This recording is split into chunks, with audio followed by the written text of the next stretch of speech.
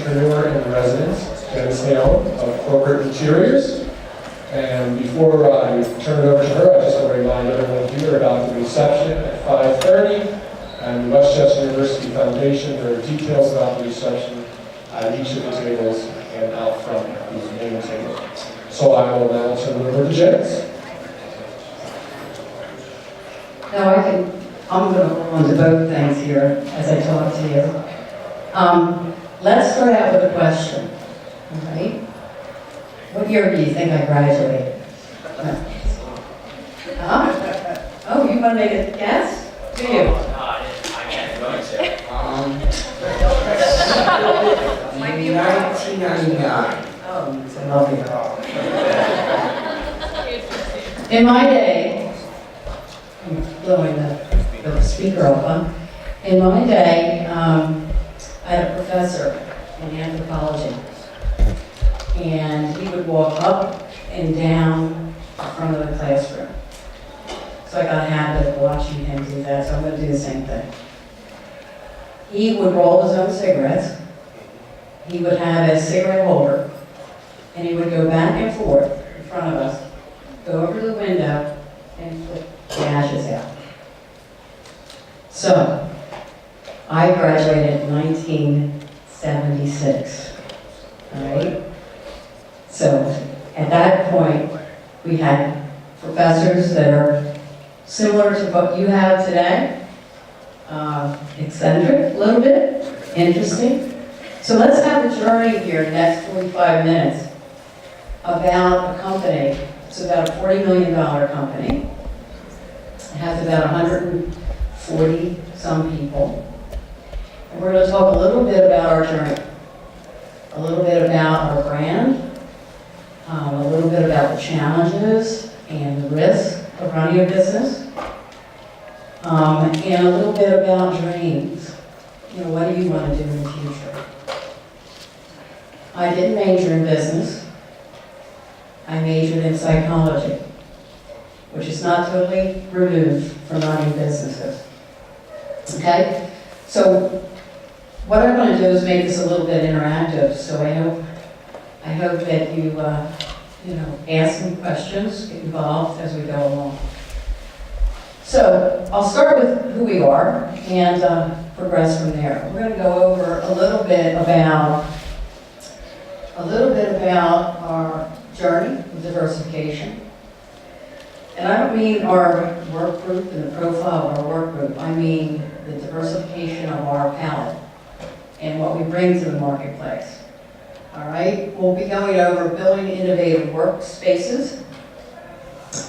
And they've progressed far from there. But also I'm going to show you some examples of key things that we're doing in the educational world in colleges, some beta sites that we're doing, classrooms I don't think you'll recognize in the future.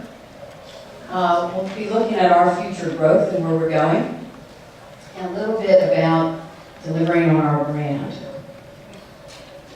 So, brand promise. Let's talk about brand. Brand is usually thought of as a name, right? Simply, right? But a brand is much more than that. A brand is a perception in one's mind when they think about your organization. They think about you. They think about your products, your cause, your purpose. So it's a much bigger thing than just the name of a brand. And so we try to cultivate that brand each and every day. DNA. The first thing I'm going to talk about is what makes companies powerful. And it's not exactly their products. It's not exactly their service. What do you think it is?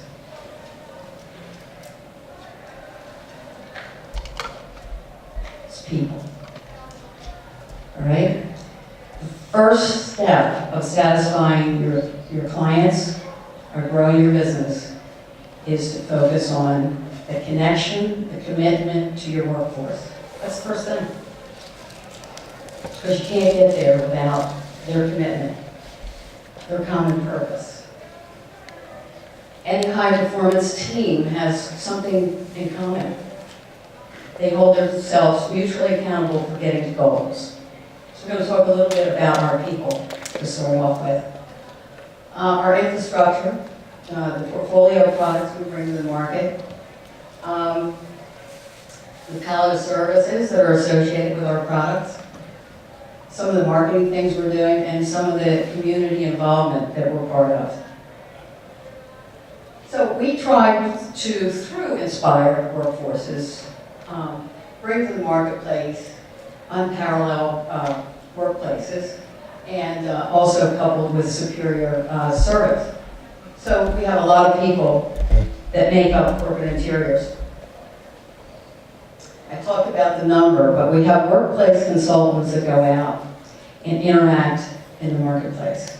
They're all supported by these collective people that you see on this chart.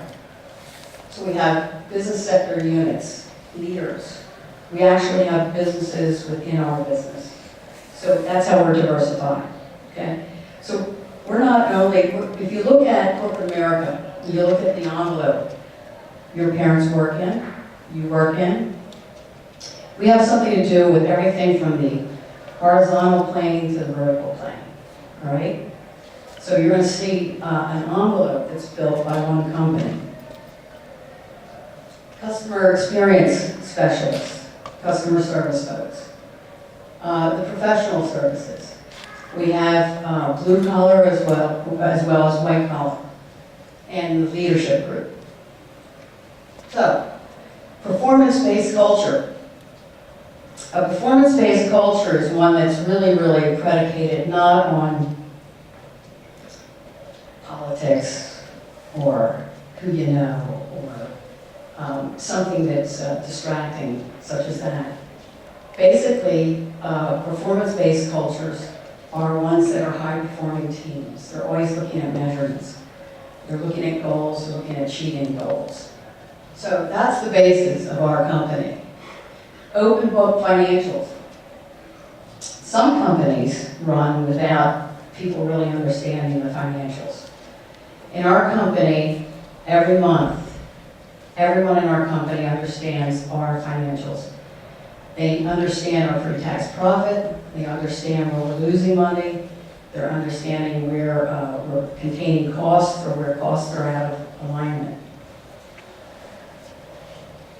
So the recognition of performance.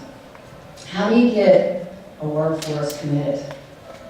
There's a lot of recognition that goes on in that process.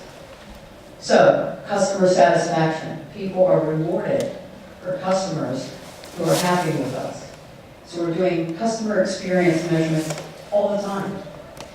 It's a constant process inside of our company. We're out continually requiring our people to hear our client's voice. That's a big thing for us to measure that. The other things, sales achievements, we're giving out rewards for that. We have compensation programs that reward people that are excelling in sales. So there's a lot of things we're doing to focus ourselves on our workforce. Election of the top category performers. We actually have each year a process where all the peers vote for people inside of our company. We have the Small Wonder Award. We're out of Delaware, so that's basically a person who comes on board who excels quite rapidly. We have a Technician Award. We have an award called the Steve Reed Award, which is an associate that worked for us that passed away tragically, and he had great qualities. And so we keep his memory alive by this award. We have Target Gold Achievement Awards. We give out dinner for two.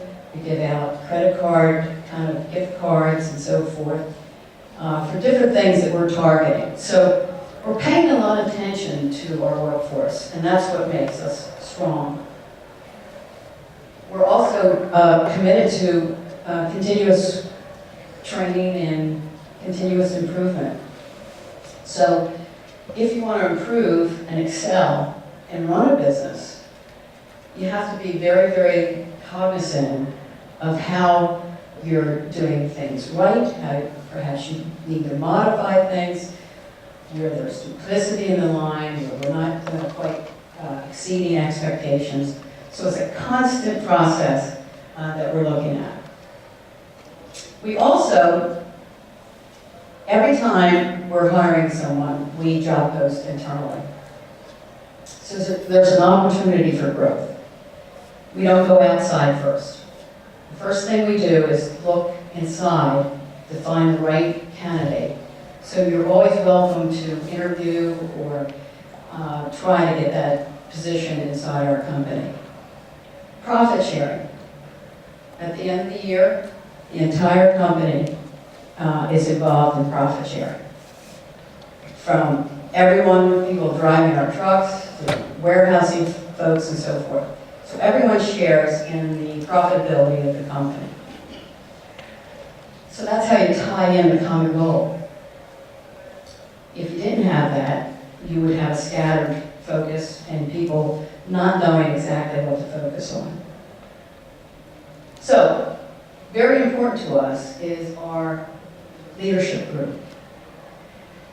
There's a lot of focus, a lot of requirements of the leadership group. We're very connected. I mean, we've been ziplining together. We've raced BMWs together.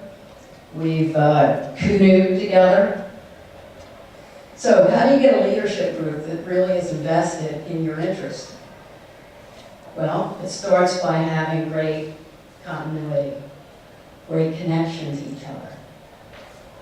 If you're going to lead an organization, you can't have a leadership group that is splintered, going in several different directions.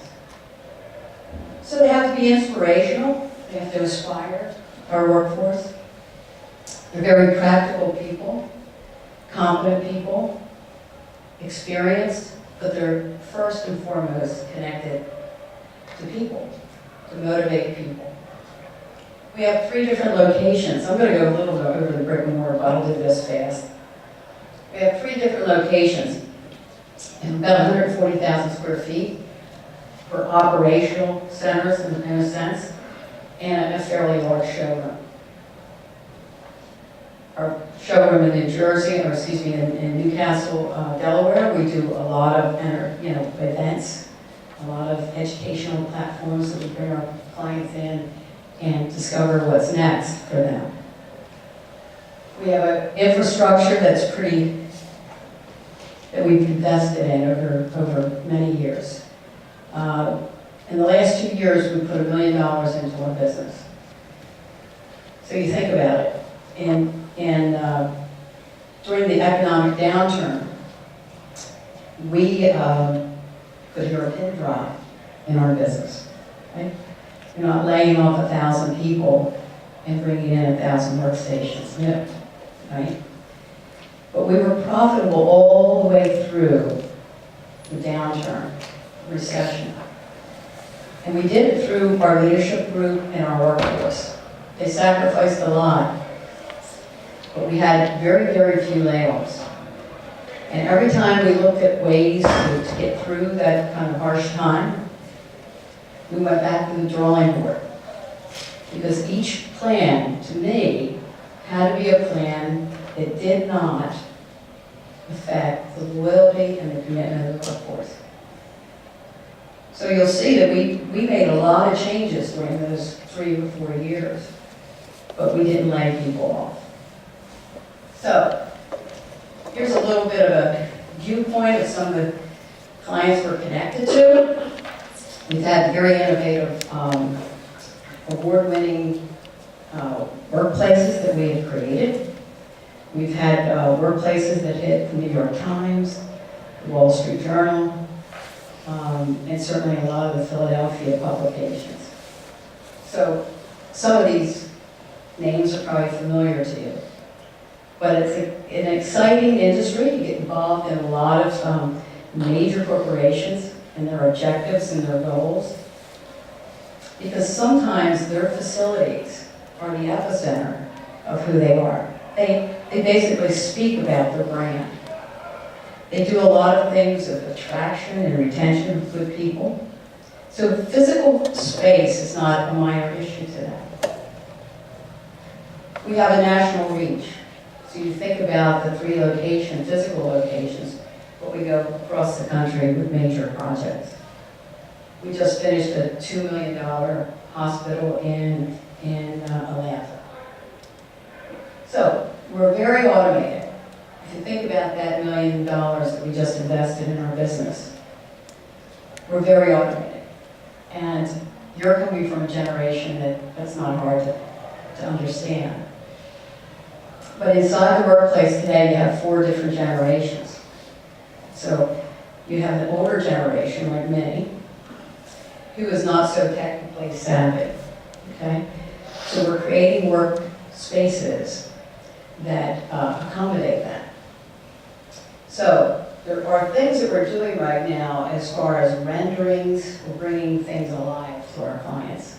So before they ever actually physically do the space that they're looking at, we're actually showing them renderings, fly-throughs, so they can actually physically see the space before they ever start to put it together. A lot of automation, from everything from order fulfillment to our technicians or operational technicians have tablets, and everything is speed and accuracy. There's a lot of investment in that. There's a lot of training that goes along with that, but that's a good investment and has been for the last several years with us. So we're always getting the voice of the client. We talked about the client.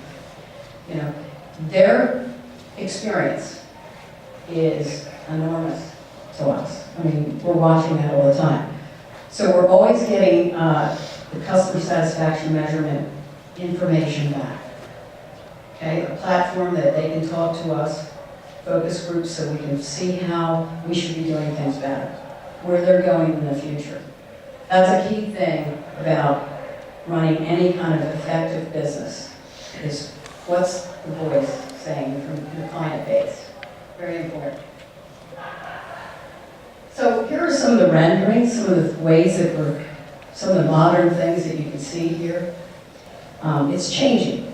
You know, it's not the cube farm of the past, right? Spaces are becoming much more collaborative. There are ranges of work settings versus just cube after cube after cube. There's automation that's ubiquitous. Everywhere you look, there's monitors, there's automated platforms for you to interact, either with another site across the world. So we're creating really effective workspaces that you can get things done in a very casual way or individual way, in individual focus or team atmospheres and so forth. So we're into a lot of vertical markets. We're into corporate, healthcare, higher education, K through 12. We're going to show you a little bit of the higher education platforms and pilots we've done. The government, startup companies. These companies that are seeded by these venture capitalists, they don't have a lot of money. They want innovation. They want a really small space that can get a lot done. So a lot of compression. Corporate facilities, from private offices to open plan, to gyms. We have right now an actual walk station. So if you're standing at your desk, you're actually on a treadmill, exercising. You know, there's different things out there that we're very innovative in bringing to corporate America. Does that look familiar? Does that look like WCU? We're doing a lot here with really, really interactive areas, spatial areas. You'll see in this picture, there's a little monitor on wheels, interactive monitors. These, and I'll show you a little bit more about them in a little bit. This is actually a beta site, a pilot at Philadelphia University. And this is their new active learning centers. All right? And you see everything is mobile. You know, All the chairs are on casters, so they can split apart, they can get into different groups. They actually use their laptops to interact with on the monitors. And as the professor is going through different things with the different teams, they can actually share their information off their monitor right up to the main monitor. Or the professor can take what his content or her content is and share it with the rest of the group. So what's happening here is automation, technology is interwoven into these spaces. All right, it's not an afterthought, it's part of the planning process up front. They have visuals and whiteboards and tackboards and ways that you can, show your content in a very fluid way, very easy way. Healthcare. We're heavily into hospitals. But we're not just into hospitals for the clinical areas, what they call off-carpet, on-carpet. We're also a logistics company for hospitals. So a major hospital in Philadelphia buys all of their different products from, in this particular case, from IV poles to MRIs to diaper scales. Whatever they buy comes through our facility and then we deliver it. So we're logistics, we're not only a company that provides things for the workplace, but also the healthcare industry. Startups, different ergonomic products. Ergonomic seating has, in the last 3 years, gone through a radical change in design. More than 150 years of thinking of the chair. So there's passive ergonomics, there's chairs that you sit in that will bend and move to whatever activity you're doing.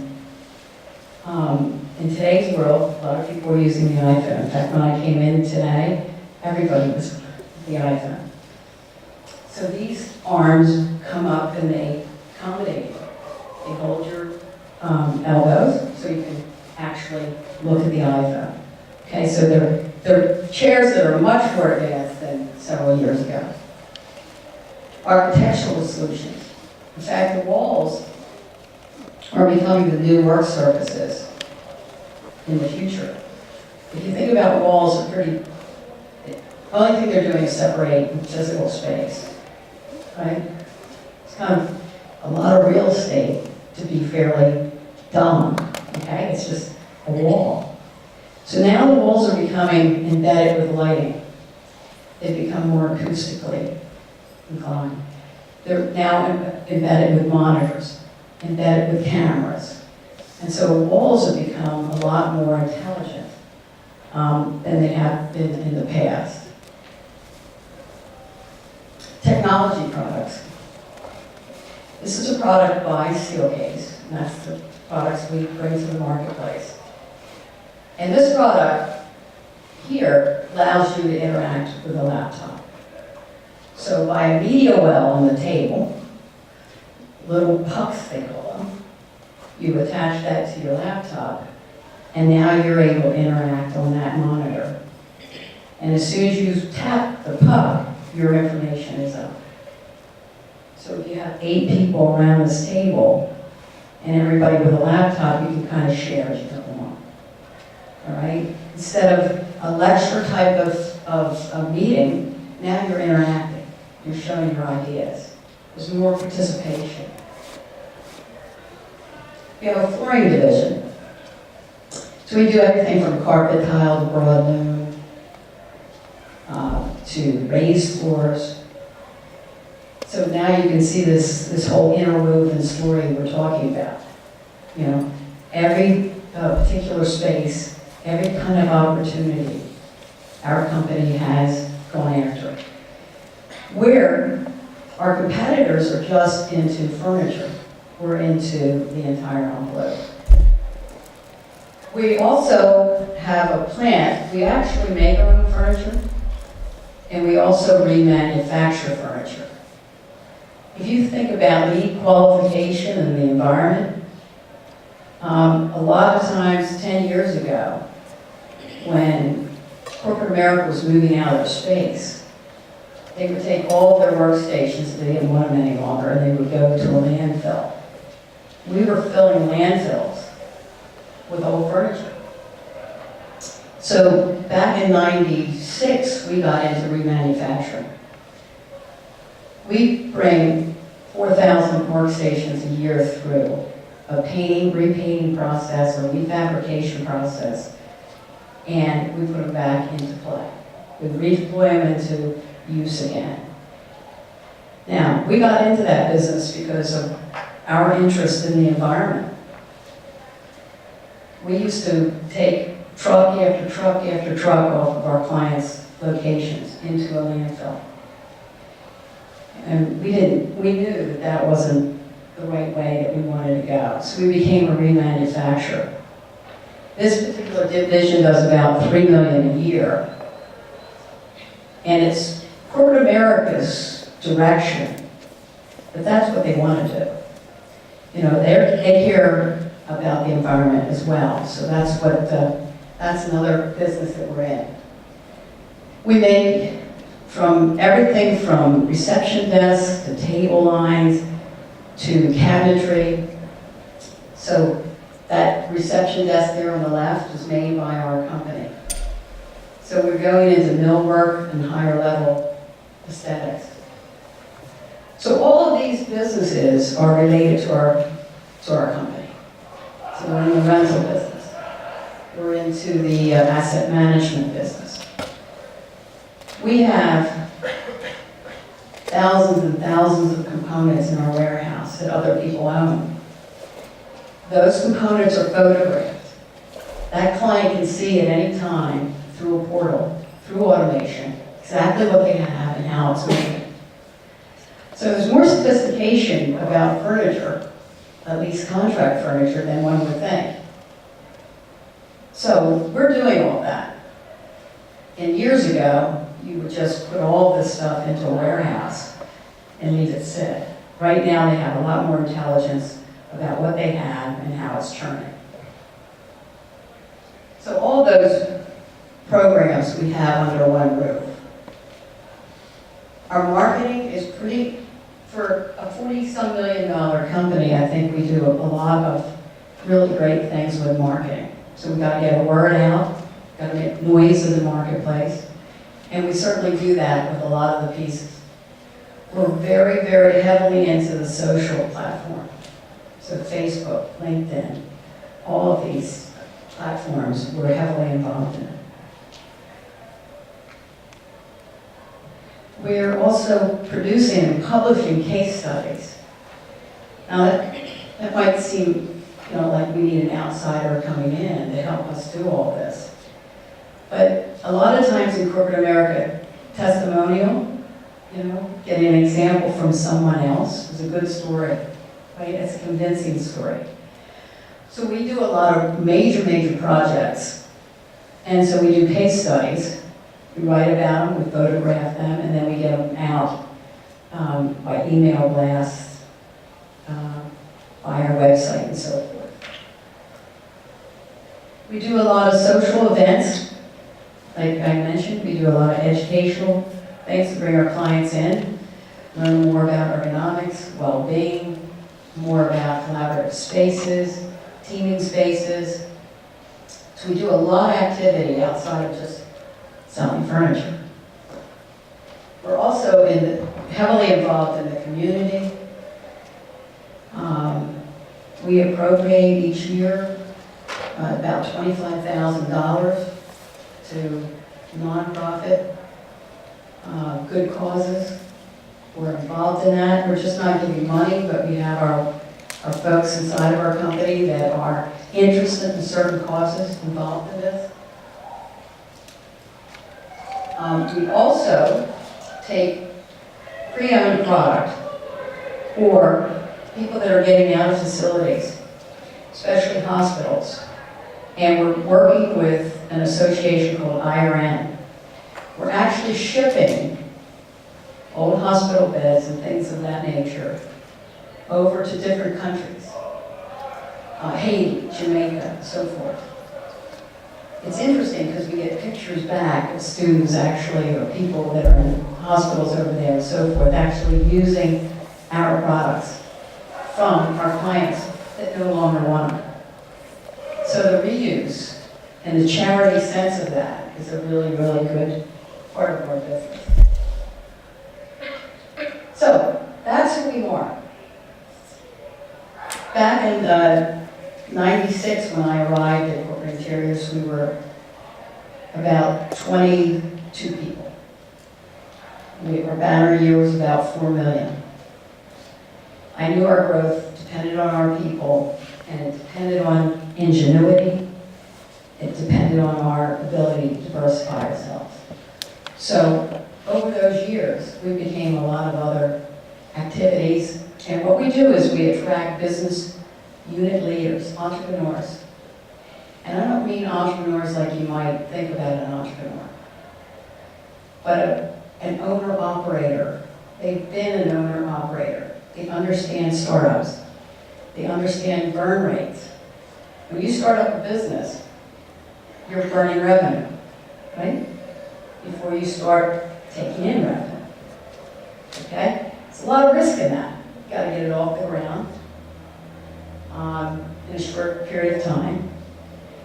And what you have to do most importantly, and I'm gonna talk about this, is you have to convince your own people who get paid by the profitability of your company that you're now putting money into an initiative that will not generate profit for a year. And they all have to agree on that. It's a challenge sometimes. So, a lot of risk and challenges to starting up new businesses. It's thrilling. It's exciting.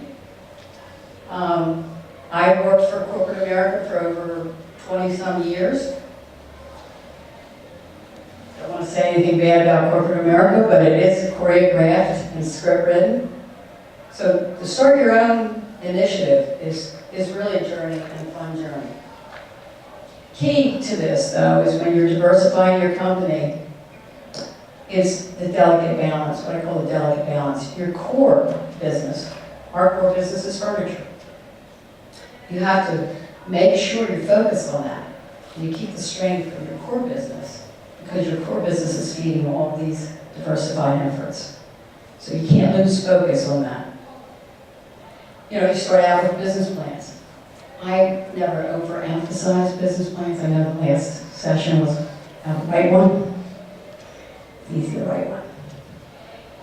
My philosophy is make them short, concise, revisit them, tweak them, modify them as you're going along, keep them fresh. The next step is the persuasion that you have to do with your own workforce to convince them that all these diversified initiatives are important. You know, because you'll have a different take from different people. Some people say, oh God, I'm just going to have to work harder now. All these new initiatives, I'm just going to have to work harder. They have to understand that they keep you strong in the marketplace. They keep you viable. They keep you at a level of being a very strong partner to your current clients. We do that through immersing our workforce in the end product. If you never know what you produce, if you're on a production line, you don't know what you produce at the end, then you really don't connect to that product. So we actually have sales meetings off-site. We have them at our clients' locations on projects we just completed. And if we're lucky, we have the client come in and talk to us about their experience. It connects people to the end product. They understand where we're going, and they have, they're invested. So, how do you become a strong partner to your client? By staying the same? Mm-hmm. One thing about competition, you want to be predictable or unpredictable to your competitor. When you diversify, you become unpredictable. They don't know which direction you're going in next. Okay, you'll own more of the client's, what we call share of their wallet. Okay? Because they'll view you as a stronger partner, more reliable partner. You'll get into different vertical markets. Right now, we're into long-term care, we're into sports arenas, we're into retail, we're into hospitality. So it gets you into different vertical markets. I'm going to dive down real quick and we'll go through this really, really rapidly, but this is one diversified initiative that we started. And you'll see here, there's a CET actually on the left, which is a computerized version of what in reality on the right appears. So you can see the reflection of this. Now, a lot of these products we made inside of here, okay? When you diversify and you make your own products, what it enables you to do is hear your client's voice. You're more attentive to their voice. You're not trying to show them something that's off the shelf, something that's in a catalog. So you're really thinking about a solution. Up in the left-hand corner is an architect's rendering of a circulation desk at a renovation of a library in Wilmington. They literally, on the back of an Acme bag or napkin, can draw something out and we produce it. And we take their sketch, the primitive sketch, through renderings, through CAD drawings, through software, till we get a production schedule and all the components to make. So it brings us into different areas. This is a retail bank, and they wanted a study where a client could come in, look at the automation, look at the platform, look at the monitor, and so we started drawing out what we envisioned that would satisfy that. This is a car dealership. They needed a service center, they needed service platforms, podiums, and so forth, and we produced this. We even created a kneeler for a chaplain in a hospital. So when you're that creative, you can make what the client really, really wants. You're very attentive to what they need.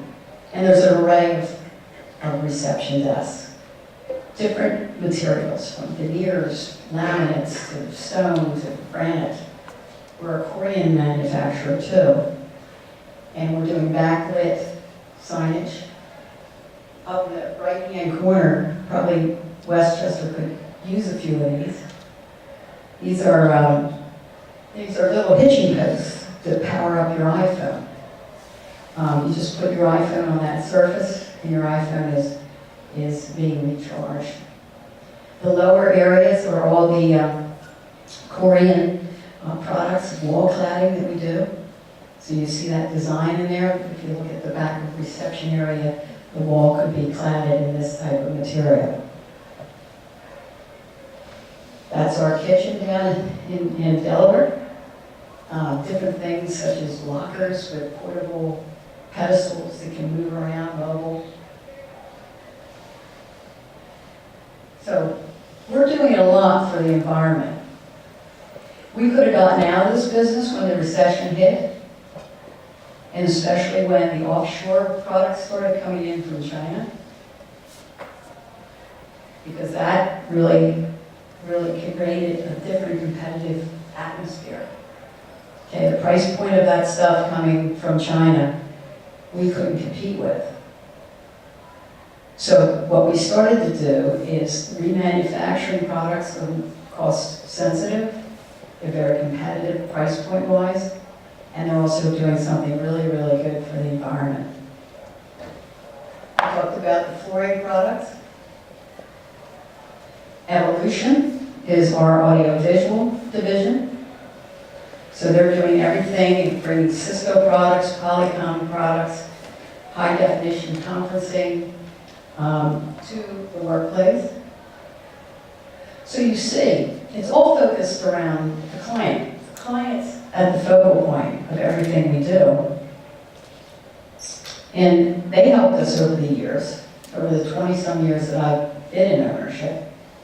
If you listen to them with intensity, you understand what direction you're going in and how to build your business. So return on investment, you have to always look at that. If I look at our portfolio and our revenue projections for year end, 82% of our business will be furniture. 18% will be these diversified initiatives. If you look at EBITDA, and what EBITDA is, right? Okay, what's your earnings? It's an acronym, earnings before interest, tax, amortization, okay? 18% of our volume will generate 46% of our earnings. Think about that. That little slice of the pie is generating almost half of our earnings. So diversification for us is very, very critical from a financial perspective. Here's an innovative space. This used to be a cafeteria at a company. Think about a cafeteria, it's used 2 hours a day. What they've decided to do is this real estate was very, very expensive to them, and now they've created this interactive area where all day long you can go in and have meetings, impromptu meetings, collaborative meetings with teams and so forth. It's just ubiquitous with monitors and automation and so forth. So people are looking at physical space a lot differently, how to utilize it more effectively. So understanding the evolving needs are a big issue.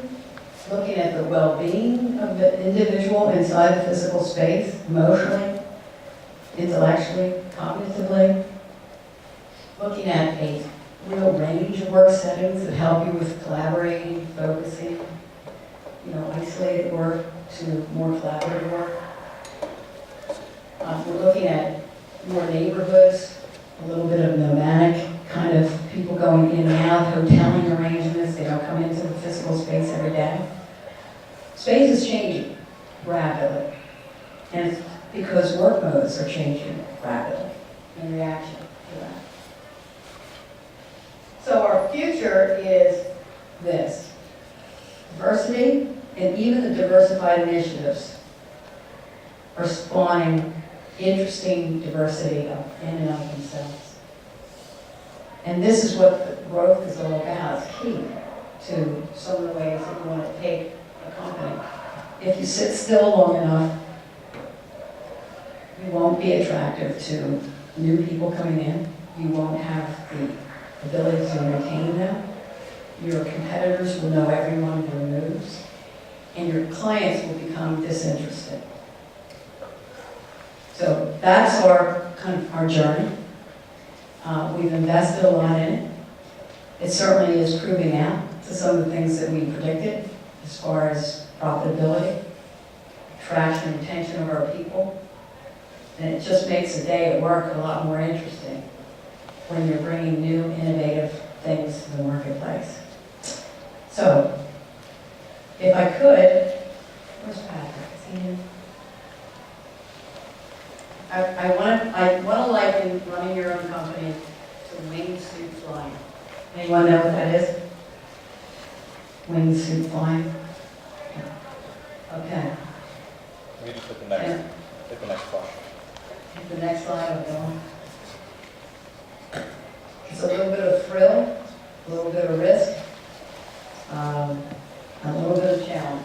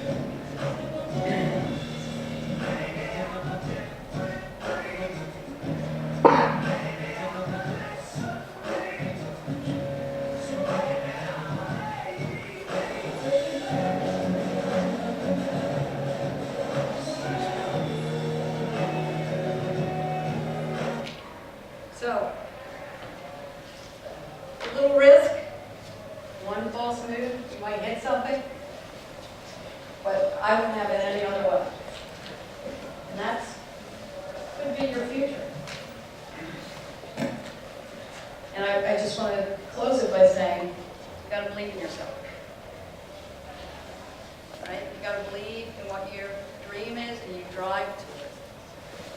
I can't tell you how many people told me, what gives you, what's your past? And how did you build it? What gives you the right to be here?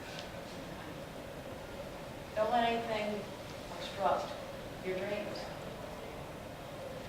And the only regret I have is I got into it a lot later in life than hopefully you will. You have access to funding a lot easier than back in '96. Okay, so follow your dreams. Any questions? When you first started working there, like what kind of stage you have when the company was only like 22 people? What kind of what? What kind of a stage you have in like the main operations and those like 22 people? Do you have like what to say? Oh. I think what you, well, interesting, when I first started, first of all, I went into debt. I want you to all know. I service a debt every day of my life, all right? So when I first went in, what I saw was 22 people with great energy, but they were spinning. Didn't have real clear direction. They didn't prioritize their day. They had great spirit. They had great determination. So I could work from that. I could really work from that. So did I have a say? Sure I did. I remember the first 6 months we had 6 fender benders. We kept hitting something in the trucks. And the first thing I had to get used to is we have a blue-collar side for a business. And I was from corporate America. And I had to relate to that side of our business. So I brought everybody into the warehouse and I said, listen, through negligence, carelessness, we're having all these accidents. I said, if you're not certified, don't sit in that seat with the 2 pedals of the wrong thing in front of you. And all of a sudden, one of the guys stood up behind the crowd and said, Janice, accidents are going to happen. And I looked around and I said, well, next time you're on a commercial airline, and I want the pilot to tell you that. I want your pilot to tell you you're going to have an accident. Because we're driving trucks, I mean, we could have catastrophic loss if we have an accident. So you have to, you basically have a say, you got to watch what you say. Okay, as an owner of a company, you got to watch what you say. Because ramifications, I remember when I first started, and I was watching things happen out in the warehouse, and I said, why are we doing it that way? I said, well, that's the way you want it. So you got to watch what you say. You have a lot of say. But right now, in our evolution, our leadership group basically runs our company. And I'm a firm believer in post-heroic leadership. You know what that is, right? After the accomplishments are had and the achievement is there, the great focus is the individual, your folks getting there, not the leadership group. Leadership group, that's the job. Get people where we need to get them. Any other questions? Pardon? Unpredictable? How does you remain unpredictable? Well, we're always changing. Our competition isn't changing as rapidly as we are. I'm also an owner that's put money, I reinvest money. There's other ownerships that are doing other things. So by this investing, by this diversification, by the competition not knowing which way you're going to go. In fact, they're just discovering we're now in the audio-visual business, and we've been in it for a year. We'll do 1.5 million this year. And they're still trying to figure us out. So that's how it's changing. It's changing in an effective way, not a sporadic or crazy way. That's how you stay unpredictable. Any questions? Is there any industry that blew you behind from having the flowers or things that you want to enter in the next 2 years and start working with? that they want inside of their environments? Yeah, like is there anyone that goes behind that you think Oh, that you could help take the curve, right? Well, I've been in this business a long time. Years ago, I'll just say this, a major chemical manufacturer, I'll use a name here, 95% of their facility was private offices. Private offices are obstruction areas. They keep people from. They basically had a faction of their group come over from Japan. And what they were there to do is training of collaboration, teaming, and so forth and so on. And what they said to this major company was, it's hard to do inside your facilities, because your facilities are filled with boundaries, filled with walls, separation. In fact, there's an MIT study saying if people are further than 50 feet away from each other, they'll stop communicating. They won't make the effort to get there. So a lot of companies are moving in this trend. They are moving to more open, collaborative, kind of cross-fertilized environments, a range of work settings, where individuals can go concentrate, where they can go interact. So there are a lot of companies that are more control and command companies that are behind this curve. So you have to gradually take them there. You know, they can't go through a metamorphosis or, you know, culturally they have to be accepting of that. Because so let me go back to this chemical company, right? Back in the early 90s, we took them into a collaborative space. Took them out of private offices, put a data site together. And the company kept their private offices in case maybe they would not like what they were getting into. Maybe they would break out in a rash, whatever they would do. They kept their space. They never went back to it. People loved the different space. They loved the interaction. They loved using automated tools. They loved it. And I was back in the early 90s. So the trend is really, right now there's a real big pace to change their environments, and open up their environments.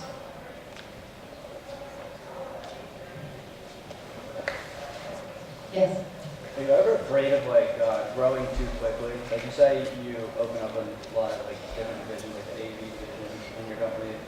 What precautions do you take to make sure that you actually be successful? Well, good question. These initiatives are run by our business directors, and when they sit down with us, it's almost like they're sitting with a bank. Okay, so they have to prove financially that we should reinvest and prioritize, where we invest. So when we go to a bank, the bank is lending us money. They're making money off the interest, right? Same thing, we're lending money to these initiatives, company funds. So we look at it differently. So it's very, very important to bring the right business directors in, okay? That are innovative, that understand that we can't invest in certain things unless there's a return. There's return on investment in a short period of time. So I think that's a good fail-safe. I mean, that's a good way of not investing too much. To literally treat these business directors like with a bank. And with the bank lend you the money, would they take the risk? It's a little bit about it. Also, where are you diversified to? We're not going to open up a burger stand or something that doesn't make sense to the workplace. So we watch all of that. Like business supply, we decided not to get into. Lab furniture, we didn't get into. So there's a lot of things you make choices of. Have you guys made any bad choices that you opened a division and shut it down? Yep. We were a Xerox agency. And, the copy business it became ruthless as far as price point. And Canon came in a different style, different mood, and so forth.